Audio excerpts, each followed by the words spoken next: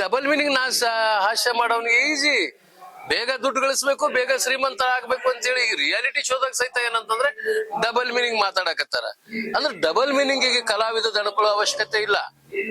ಈಗ ನಿಂತಲ್ಲೇ ಒಳಗೊಂದು ಉದ್ದ ಡ್ರಾಯರ್ ಇರ್ತದೆ, ಅವ್ನ್ ಚಣ್ಣ ಬಿಚ್ಚದಂತ ಮಾತಾಡುವಾಗ ಚಣ್ಣ ಬಿಚ್ಚಂತಂದ್ರೆ ಜನ ನಗ್ತಾರೆ.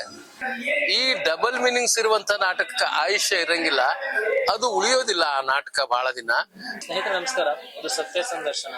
ಇವತ್ತು ಜಿವರ್ಗಿ ಕಂಪನಿ ನಾಟಕ ಕಂಪನಿ ಬಂದಿದೆ. ಈ ಕಂಪನಿ ಮಾಲಕರಾಗಿರುವಂತ ರಾಜಣ್ಣ ಅವ್ರನ್ನ ಇಂಟರ್ವ್ಯೂ ಮಾಡೋಣ ಸರ್. ನಮಸ್ಕಾರ. ನಮಸ್ಕಾರ ಸರ್. ನಮಸ್ಕಾರ. ಹೇಗಿದ್ರಿ ಸರ್? ಆರಾಮದೀನಿ ಸರ್. ನಾನು ನಮಸ್ಕಾರ ಎಲ್ಲ ನೋಡುಗರಿಗೆ ಜೇವರ್ಗಿ ರಾಜಣ್ಣನ ಹೃದಯ ಪೂರ್ವಕವಾದಂತಹ ನಮಸ್ಕಾರಗಳು. ನಾನು ಜೇವರ್ಗಿ ರಾಜಣ್ಣ, ವಯಸ್ಸು ಈಗ ನಂದು 67 ಮುಗಿತಾ ಬಂತು. ಈಗ ಏನಂತಂದ್ರೆ ನಾನು ರಂಗಭೂಮಿನಲ್ಲಿ, ವೃತ್ತಿ ರಂಗಭೂಮಿಯಲ್ಲಿ, ಅದರಲ್ಲಿ ಕೂಡ ಏನಂತಂದ್ರೆ ಈ ಒಂದು 45 ವರ್ಷದಿಂದ ರಂಗಭೂಮಿ ಸೇವೆ ಮಾಡ್ತಾ ಇದ್ದೀನಿ. ಅದರಲ್ಲಿ 38 ವರ್ಷಗಳಿಂದ ಏನಂತಂದ್ರೆ ಒಂದು ಸಂಸ್ಥೆಯನ್ನ, ವಿಶ್ವಜ್ಯೋತಿ ಶ್ರೀ ಪಂಚಾಕ್ಷರ ನಾಟ್ಯ ಸಂಘ ಜೇವರ್ಗಿ ಎನ್ನುವಂತ ಸಂಸ್ಥೆಯನ್ನ ನಡೆಸ್ಕೊಂಡು ಬರ್ತಾ ಇದ್ದೀನಿ. ನಾನು ನಟ, ನಿರ್ದೇಶಕ, ನಾಟಕಕಾರ, ಜೊತೆಗೆ ಹಾರ್ಮೋನಿಯಂ ವಾದಕ ಕೂಡ ಹೌದು.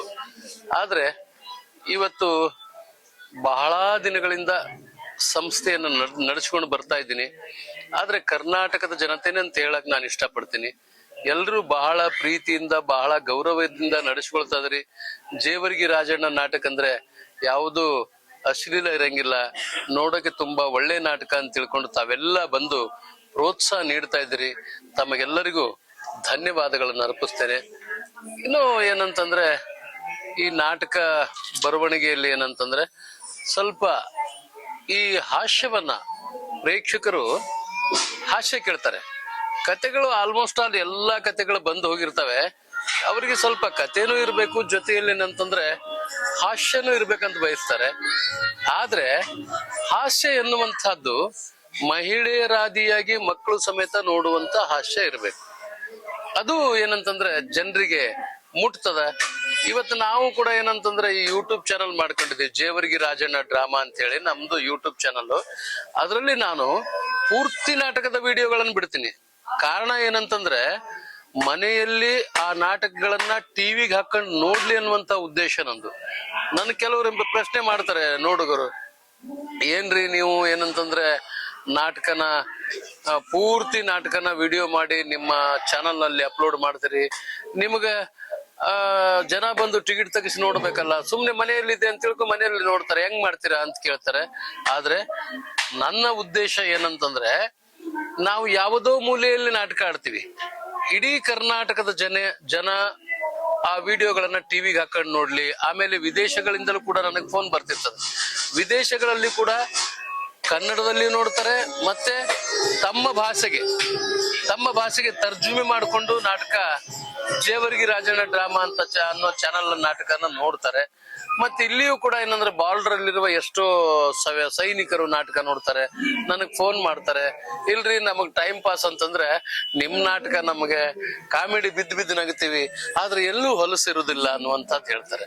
ಅದು ಏನಂತಂದ್ರೆ ಅಂಥ ರಾಜಹಾಸ್ಯ ಇರುವಂತ ಕಾಮಿಡಿ ಬರಿಬೇಕಂದ್ರೆ ಬರೆಯವನ ಹತ್ರನೂ ಅಷ್ಟು ಟೈಮಿಂಗ್ ಸೆನ್ಸ್ ಇರಬೇಕು, ನಾಲೆಜ್ ಇರಬೇಕು, ಹಾಸ್ಯ ಪಾತ್ರ ಮಾಡಿದವನಾಗಿರ್ಬೇಕು.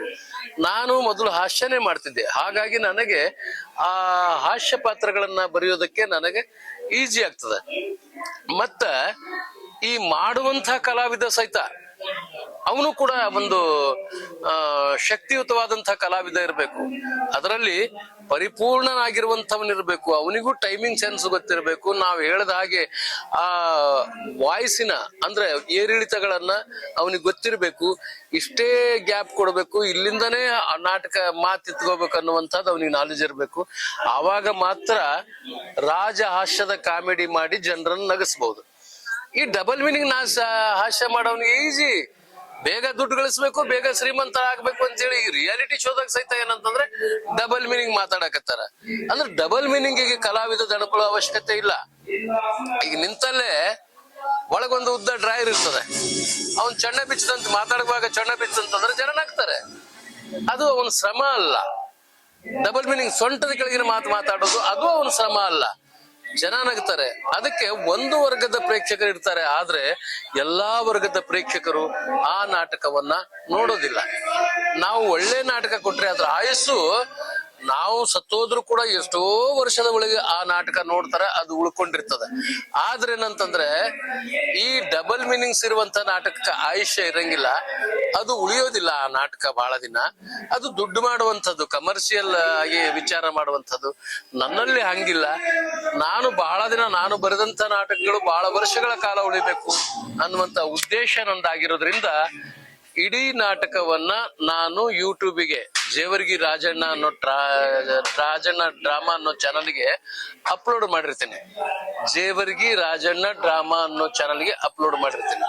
ಅದಕ್ಕಾಗಿ ಏನಂತಂದ್ರೆ ತಾವು ಕೂಡ ನೋಡುಗರ ಪ್ರೇಕ್ಷಕರು ನಮ್ಮ ನಾಟಕಗಳನ್ನ ನೋಡುವ ಹಾಗಿದ್ರೆ ಏನಂತಂದ್ರೆ ನಮ್ಮ ಜೇವರ್ಗಿ ರಾಜಣ್ಣ ಯೂಟ್ಯೂಬ್ ಚಾನಲ್ಗೆ ಸಬ್ಸ್ಕ್ರೈಬರ್ ಆದ್ರೆ ತಾವೇನಂದ್ರೆ ಇಡೀ ನಾಟಕವನ್ನ ಮನೆಯಲ್ಲಿ ಟಿವಿ ಕನೆಕ್ಷನ್ ಕೊಟ್ಟು ನೋಡ್ಬಹುದು ಅನ್ನುವಂತ ಮಾತನ್ನ ಹೇಳ್ತೀನಿ.